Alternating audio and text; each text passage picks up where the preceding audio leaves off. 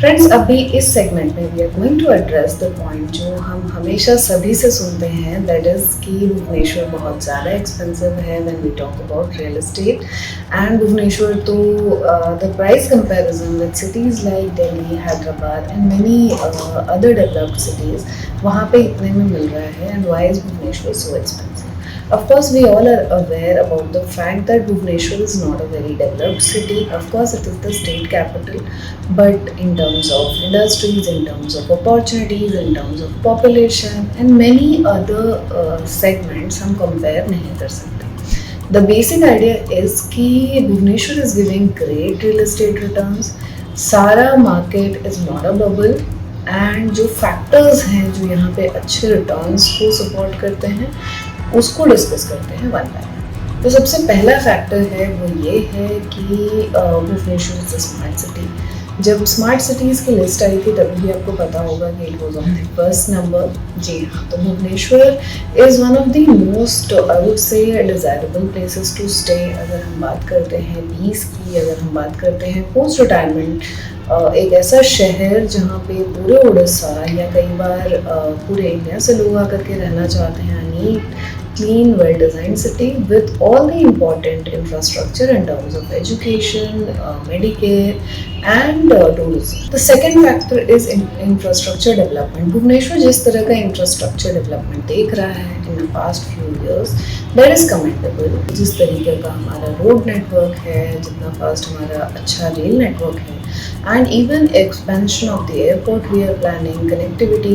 to nearby districts या nearby tourist locations, हम पूरी की बात करें, हम पैन उड़ीसा के मेजर डिस्ट्रिक्ट्स की बात करें तो वो भी काफ़ी हद तक, बहुत ज़्यादा ही हद तक इम्प्रूव हुए हैं, which is made it very much accessible. तो जो लोग अनुगुल से, ढेंकानाल से, बालेश्वर, बारीपदा, बरहमपुर में भी रहते हैं, Barhampur is 3 hours drive from here, Jharsuguda, Rourkela is around 6-7 hours drive now. So that is another reason that और ये बिजनेस सेंटर है ही पूरे उड़ीसा का, तो definitely it is easier to stay in Bhubaneswar now, अगर आप बिजनेस करते हैं या फिर you are utilising any of the service available है। The third factor is Bhubaneswar का जो इकोनॉमिक ग्रोथ रहा है in past few years, that has been very good. अगर हम डेवलपिंग सिटीज़ की बात करते हैं तो अगर हम बात करें एजुकेशन सेक्टर की, अगर हम बात करते हैं यहाँ पे मेडिकेयर सेक्टर की, अगर हम बात करते हैं आईटी की, तो बहुत अच्छा ग्रोथ है, अच्छा डेवलपमेंट है, बिजनेसेस बहुत फ्लॉरिश कर रहे हैं यहाँ पे। The fourth very important factor जिसकी वजह से लोग प्रेफर कर रहे हैं रियल एस्टेट में स्पेंड करना या रियल एस्टेट में इन्वेस्ट करना, is also because of the higher rental yield. जी हाँ, so there was a time when rentals in Bhubaneswar were too low. So जो investors थे, they used to think कि cities like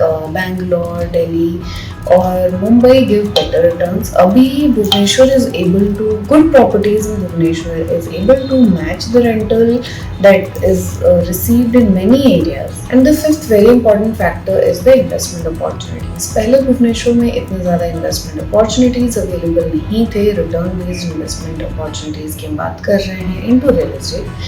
Now because अगर हम real estate industry की बात करें, real estate growth की बात करें, तो वो बहुत अच्छी रही है भुवनेश्वर में। It has given good returns in last 5 years, especially post COVID. तो definitely investors का भी trust है भुवनेश्वर पे, and it is one of the fastest growing city. इसलिए भी जो ट्रस्ट है उसमें काफ़ी ज़्यादा लॉजिक इन्वॉल्व है, काफ़ी ज़्यादा सिक्योर्ड, आई वुड से, साइड ऑफ कैलकुलेशन इन्वॉल्व है, वेयर यू अंडरस्टैंड कि आप किस तरह के रियल एस्टेट में, किस तरह की प्रॉपर्टी में इन्वेस्ट कर रहे हैं। एंड मार्केट स्टैटिस्टिक्स को देखते हुए you can of course think of a better return. वो हम इस पॉइंट को एलाबोरेटली डिस्कस कर पाएँ। इसके अलावा आपके अगर कोई और पॉइंट्स हों तो प्लीज़ कमेंट करके हमें ज़रूर बताएं। We would like to discuss and address those, and ऐसी इंटरेस्टिंग रियल एस्टेट इंफ्रास्ट्रक्चर से जुड़ी अपडेट्स के लिए बने रहिए हमारे साथ।